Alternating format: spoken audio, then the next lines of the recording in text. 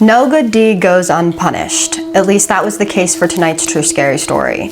This girl lived in an abusive household. She did a good deed for a girl. She came over to her house, and she was then followed by a demon for years. Tormented. This poor girl was tormented. So we're gonna call tonight's submitter Jessica, because she did want to remain anonymous. So when Jessica was 7 years old, unfortunately her father passed away, and her mother had never really drank before, but after her dad passed away, she lost it a little bit. She started drinking excessively. Well, one night Jessica had enough. She was 7 years old, and normally 7-year-olds don't think like this, but her and her dad were best friends, and her mom were never really close because her mom was actually murdered when she was younger. Her mother was also an alcoholic, so her mother never learned to create a bond between her and Jessica. So on this night, Jessica has just had it, and she starts praying. She wants to go with her dad. She essentially wants to die. So she's praying really hard, asking God if she can please go with her dad, if she can please die.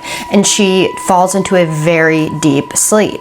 And after she falls into this deep sleep, she wakes up, and the room that she's in, her bedroom, is like this greenish bluish color, and her father is standing there, and her father says to her, "You cannot live like this. I will not allow it. You can't live like this." And he's trying to rush her out of bed, and he's trying to rush her down the stairs. But as she's walking with her father, she's looking around because she's curious, because everything looks so different. The house looks run down, there's that bluish green hue, and then she starts noticing things. There are what appears to be demons all around her, and they're trying to grab her, and her father just keeps telling her, "There's nothing there. Don't look. Don't look. Come on, we have to go. There's nothing there. Don't look." So they're walking down the driveway, and it's a long driveway with a fenced-in yard. And as she's walking down this driveway, she notices this bright white light. It's so bright. It's not hurting her eyes, but it is bright. And her dad is like, "Come on, we have to go. We have to go." And in this moment, she stops, and she thinks to herself, "I can't leave my mom. I can't leave my mom like this." And so she tells her dad this, but her dad is like, "No, trust me. You have to come with me. Where we're going is better. Life will be much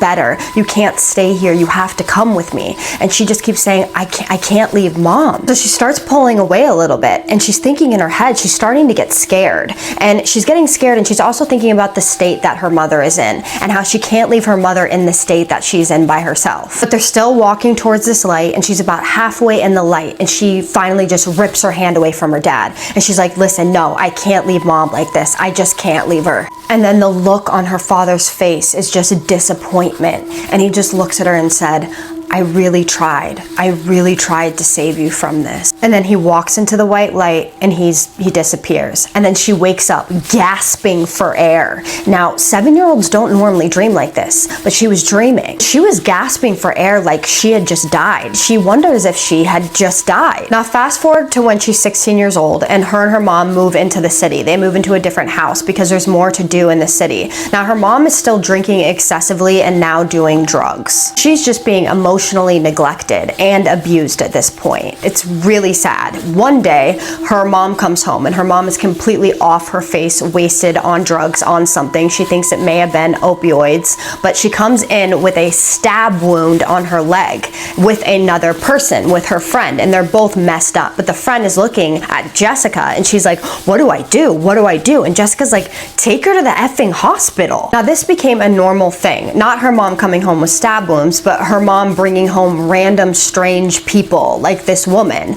And her father, this was strange to her. This whole situation was so different than what she was used to, because her father was a very hard worker. He owned 3 businesses, had millions of dollars, and he also left them quite a bit of money. But her mom, unfortunately, gambled it all away and drank it all away. So they ended up being flat broke. Well, she would spend a lot of time with friends. Her friends were like her family, and they would go to high school parties a lot.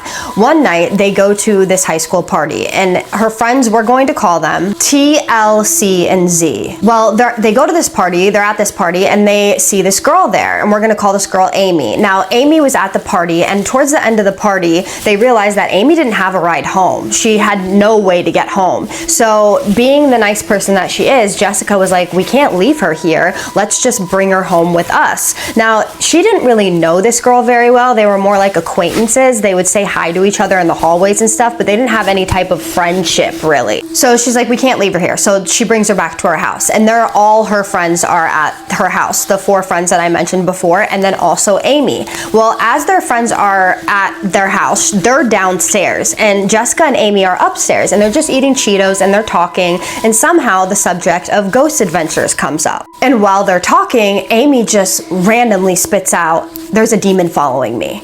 And Jessica is like, "What? What do you mean?" And she's like, there's a demon following me. And so Jessica at this point is weirded out, and she wants to now get away from this girl because that freaked her out. So she's like, I'm gonna go downstairs for a second and talk to my friends. So she gets up and she walks downstairs, but the girl doesn't stay upstairs. She follows her down the stairs. She wanted her to stay upstairs. So now they're walking down the stairs together, and Amy cuddles up to her, literally like cuddles up to her and goes, "Don't you feel that? Don't you feel that following us?" Now, Jessica said that even though her mom was on drugs and drinking a lot, that she did instill Christ into her, so she believed in Jesus and Christ. And so in her mind, she thinks, if I do kind things, if I'm a good person, if I live a good life, I'll be fine. I will be totally fine. And it will prove to not be true. Because after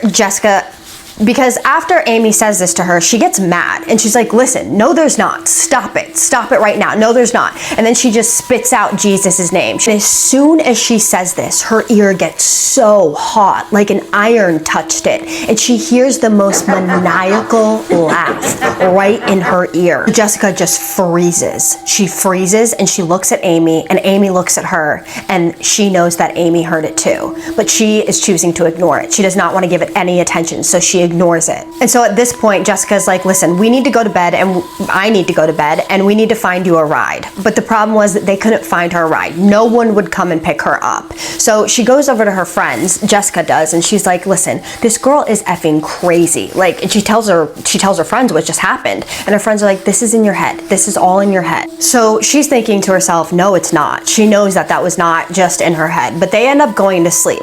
They wake up the next morning, and Amy is just gone. Didn't say bye, didn't say thank you, she just left. Well, the next day, Elle, Jessica's friend, decides that she's gonna text Amy because she wants to hold her accountable if she did do something, if she did leave something. And what she says is chilling. Amy tells Elle that the demon stopped following her after that night.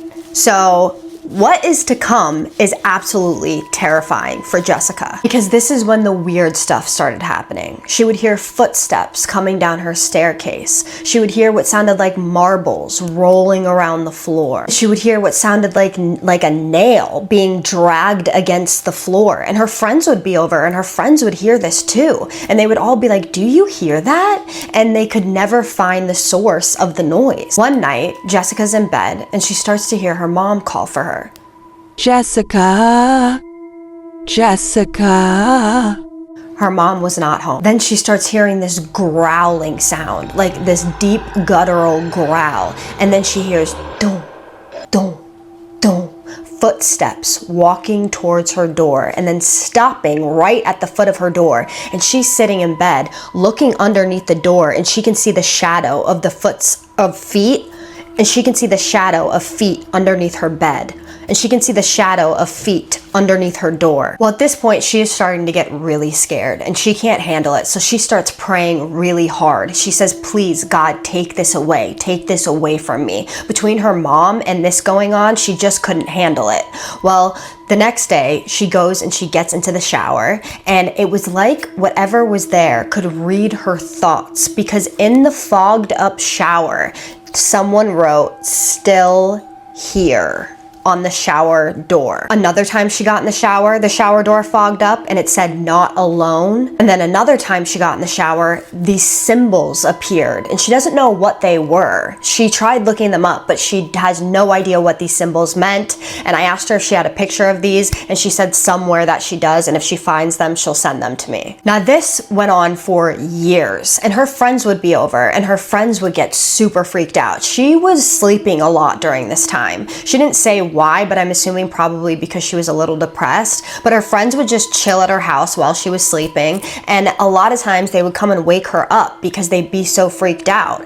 And one time she's laying in her bed, and she starts to hear this creaking sound, and it's like and it's coming from the bottom of her wall to all the way to the top of her wall, and then it's going to her ceiling and then down to where her bed is and stopping right above her head. And then she started hearing that sound of nails scratching on the floor, almost like an animal was taking its nails and scratching it on the floor. Well, one night she's laying in bed and she's talking to her boyfriend. Her boyfriend is laying in bed with her, and she's a teenager at this point, but her mom didn't really supervise her.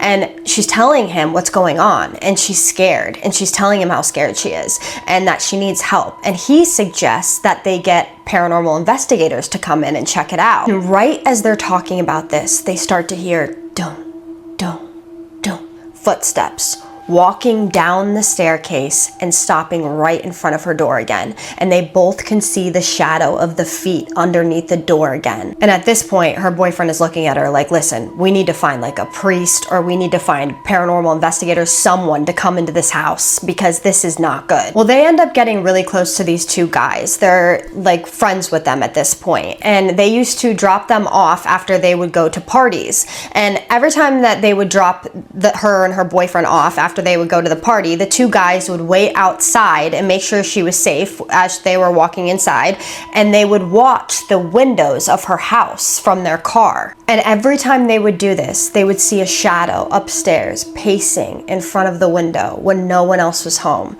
Now, these two guys were convinced that Jessica was under oppression just because of everything that was going on, and her mom's lifestyle did not help at all. And when they would see these shadows, they would text her and just say, hey, don't go upstairs. Do not go upstairs. And as she's telling me the story, because we were on the phone while we were talking, she said that this part just gives her chills, because this whole entire portion of her life was incredibly traumatizing. Well, she was trying her hardest not to feed this thing fear, and she was trying to do the opposite of what it was trying to do, which was bring her further away from God. So she would read the Bible constantly. She did not want to allow this thing to pull her away from God. In fact, it did the opposite. It brought her closer to God. And keeping a Bible underneath her pillow was one of the only things that kept her safe during this time. Now, I'm going to give a trigger warning for this part, because this part is not good. So her mom sent her off to boarding school. She said that her mom didn't want her. In fact, her mom groomed her to kill herself. So from the time she was 7 years old, she instilled in her that they were going to eventually kill themselves together. Her mom wanted to die, and she didn't want to leave Jessica behind. So she said, we have to do this together. We have to go together. So it was instilled in Jessica's mind that she was going to die, and she was going to die with her mom. So one night, her mom is like, tonight is the night. We're doing this tonight. And she's very young at this point, mind you. And she's about 14 years old. And she grabs a bunch of sleeping pills, of her prescription sleeping pills, and she puts them on the counter. And she says, you're going to take these pills and I'm going to shoot myself, okay? And Jessica is like, oh my God. But unfortunately, she was groomed for this. So this was something that she was prepared for. At 14 years old, she was prepared to die with her mom, to kill herself with her mom. So she took 30 pills, her mom's entire month's supply, and she wakes up 3 days later in her room with her door still locked. Her mother didn't check on her for 3 days. So she walks out of her room and goes upstairs, and her mother is upstairs with her boyfriend, and they're opening Father's Day gifts. And as soon as her mother saw her and saw that she was alive, the look on her face was just of utter disappointment. She said she had never seen someone look so disappointed in her entire life, that her daughter was alive. Well, then Jessica finds out that her mom is going to send her to boarding school. She has lost the house. She drank it all away. She has no money left, and she doesn't want Jessica at this point, so she's sending her to boarding school. But right before she went to boarding school, whatever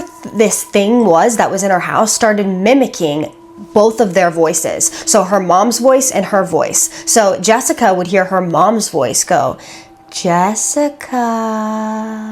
And her mom would hear her voice go, Mom, Mom. But it would only do it when they were both home alone. So they knew that it wasn't each other calling each other's names out. Well, her mom then drops her off at boarding school, but the drive home from the boarding school was very long, and her mom promised to call her as soon as she got home. So her mom doesn't call her for days, and she is absolutely worried out of her mind. So she calls the state troopers, and she's wondering where her mom is. Finally, they get a hold of her mom, and her mom is fine. And her mom tells her that when she was driving home, on the way home, she saw a cloaked figure standing on the side of the road as she was driving home. Well, apparently later on that night, her roommate tells her that she sees a cloaked figure in their bedroom. Now, she didn't tell her roommate anything about this at all. She didn't want to seem crazy, so she never said anything. So her roommate brings up this cloaked figure, and then her mom brings up this cloaked figure. So they're both seeing this cloaked figure, and it obviously essentially followed her to boarding school and is now targeting everyone that she's around. Well, one weekend she goes home, and Jessica goes home, and she has a friend stay with her, and her friend is hanging out at her house, and out of nowhere, Jessica just gets this feeling that she wants her friend to leave out of nowhere. She just wants her to get out of her house, and she said these thoughts were not her own, and apparently she has no recollection of this, but she started screaming at her friend to get out of her house. So it's kind of taking over her at this point, but then it just randomly stops for years, lays dormant for years, until she graduates from high school and then meets her husband at 18 years old. So she gets married at 18 years old. Her husband is about 4 years older than her. They move into this house together. And one night she's sleeping and she wakes up at 3 a.m. and she has one of those cars that auto start, like you can auto start it from the key from where the garage is. And she's in bed and her car auto starts at 3 a.m. She finds it to be a little weird. She turns it off, obviously, goes back to sleep, and then it happens again.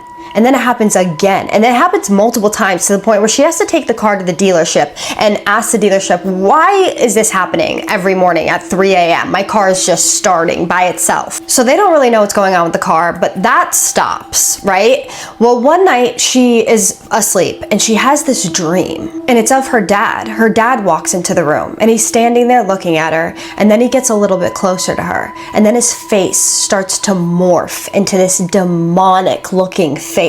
And then she just wakes up. And at this point, things start up again. And now she is depressed. She is anxious. She is really going through it all over again. It's starting all over again. Well, they end up moving to England because her husband gets stationed in England because he's in the military. And this is where things get really bad. Well, she ends up finding out that the way that this all started is because Amy played with a Ouija board and she contacted ZOZO. And ZOZO threatened to kill her. And now ZOZO is attached to Jessica. So Jessica starts calling her best friend from home. And every time she talks to her best friend on the phone, they hear growling and then the line cuts. They're not even able to have an actual conversation because every time they have a conversation, they hear this growling and then the line cuts. And this terrifies her. Then she starts to feel incredibly unsafe in her home. She's going absolutely through it. She cannot be home alone when her husband is at work. So it gets to the point where she actually starts driving to her husband's work and sleeping in the parking lot just so that she is not home alone in that house by herself. So one day she's driving to her husband's job because she's going to sleep in the parking lot again, and she looks at the side of the road, and on the side of the road is this incredibly tall figure, and he's completely cloaked, just cloaked figure, and he's walking towards her. As she's driving this way, he's walking towards her this way, and as she's driving closer to it, it starts to smile, and she can see just about the bottom half of its face, and its teeth are so messed up, and it's just got this giant smile on its face with half of its face covered with the cloak. Now, Jessica tried to tell her husband about this. She was terrified, but her husband was not having it. He did not believe in this at all. He kept telling her that it was all in her head. But the thing is she thinks that he did know something was going on because his attitude started to change. He started to change. He started to act jealous. He was totally different, very jealous and very controlling. Well, one night, her and her husband go to sleep. And she starts falling asleep, and all of a sudden she cannot breathe. She cannot breathe at all. And then she realizes that she is coming out of her body, and she's standing now on the side of her bed looking at her body and looking at her husband's body laying down on the bed. And then she sees something crawl on top of her and start strangling her, and she can't breathe. As she's standing there, she can't breathe. She's watching this thing strangle her as she can't breathe, and she she starts to see that blue-green hue that she saw in that dream when she was 7 in their room. So she's thinking to herself, oh my God, this is real. I'm gonna die right now. I'm gonna die. So she starts screaming her husband's name. And as she's screaming her husband's name and freaking out, she just stops for a second and she just looks at herself and she's looking at this thing when all of a sudden this thing just snaps its head towards her really quickly. And the way this thing looked, its teeth were so sharp. It was bald. It didn't have ears and it was just smiling at her. Its eyes were soulless. It like didn't have eyes, and it's just all she can focus on is this thing's teeth. And she's absolutely terrified, and she starts to feel something pull her down the stairs, like something wants her to go down the stairs. And she is fighting as hard as she can not to go down the stairs because she's thinking in her head, this is me dying right now. This is me dying. So she's fighting and fighting, and she's trying to say the Lord's name, and she cannot say it. She can't pray. She can't say the Lord's name. She can't speak. Finally, she gets it out. She says a prayer and she's able to say it, and she just snaps back into her body. And as soon as she snaps back into her body, she just goes, and her husband wakes up and is like, oh my God, are you okay? All she can think to say is, I'm fine. And she just rolls over. And the reason why she did this is because she knew this thing was still in the room. And for some reason, she felt like if she had spoken about it, that this would happen to her again. So after she rolls over, she had a full-length mirror by her bed, which never do that. And she looks into the mirror and she sees this figure just standing behind the bed, standing behind both of them, the figure that she had just seen, just watching them, standing over them. But she knew not to show any fear because she just instinctively knew that if she showed any fear or gave it any attention, that this would happen to her again. So she just laid there and she just thought to herself, I need to call a priest tomorrow. Something needs to happen. So she does. The next day, she calls a priest, and the only type of priest that will help her, because she had called several, was a Catholic priest. So he comes over to her house, and she is completely under oppression at this point. She is totally drained. Her face is completely pale. She is not okay. And as they're sitting there, it's a sunny day and there's light shining in the house. There should have been no shadows anywhere, and there was a shadow against the wall just moving. And the priest is looking at this shadow and then looks at her and says, I'm not getting approval from the Vatican. I don't think I need it. So he tells her that he's coming back the next day, and he does. He comes back, he brings holy water, he's throwing the holy water everywhere, and he starts throwing it at her just to make sure that she's not possessed, like fully under possession, and she wasn't. So then the priest just blesses the house, and I asked her, did anything happen when the priest blessed the house? And she said, no, nothing happened. There was no chaos, there was no big event that happened, nothing happened. He just threw the holy water around on every single corner of her house. He prayed for her, he threw the holy water on her, and it just left. It left her alone. She has not heard anything since. She has not been affected by this in any way since, and it ended for her that day. But the reason why she wanted to tell the story is because she wanted to tell people you need to protect yourselves, that sometimes no good deed goes unpunished. Be careful who you surround yourself with. Make sure you are always protected. Stay close to whatever your faith is. Do the things that you need to do in order to make sure that this doesn't happen to you. Because she said that this was very real. And although ZOZO is supposed to be a fake demon and has been proven on the internet to be a fake demon, what I think it is I think that ZOZO may be fake. Someone may have made that up, right? But demons know what scare us, right? And they know that that name is scary to us. So they use it. That's what I'm thinking. So whatever this was, it was very real to her. I spoke to her on the phone. She is a very good person. She does a lot of work for people who are suffering. She has made it her life's mission to help other people. Literally, that is her life's mission. And this person sounded extremely stable. There was no indication to me at all of any mental illness whatsoever. And I truly do believe that this really happened to her and that it affected her very negatively. And I think that her mom being in such a horrible state of mind also affected her very negatively. Obviously, I mean, the whole part with her killing herself or almost killing herself is insane to me. I mean, it just sounded like her mom wanted her to die. But she did say that her and her mom now have mended their relationship, so that's good. Forgiveness is important, you know. Sometimes when people are under the influence of things, they are not the same people. I sometimes look at it as the same thing as possession. I know that when I was under the influence, I was absolutely not the same person that I am today. Not at all. I did things that were insane. If certain things, I mean, I would tell you guys anything that came out about me, but there could be a million things if I ever got bigger that would come out about me, and I'd be like, yeah, I did that. I was high and drunk all the time. Like, it wasn't me. So that wasn't her mom. And although that is extreme, very extreme, she was under the influence, so I can't speak for her mother or her or their relationship. I am glad that they have mended their relationship, though, because that is important, and hopefully it is a loving one, and that's all that I want for her, because this was extremely traumatic for her. What I think is crazy is that that girl was able to just pawn off that demon to her like that. How did that happen? How did that just...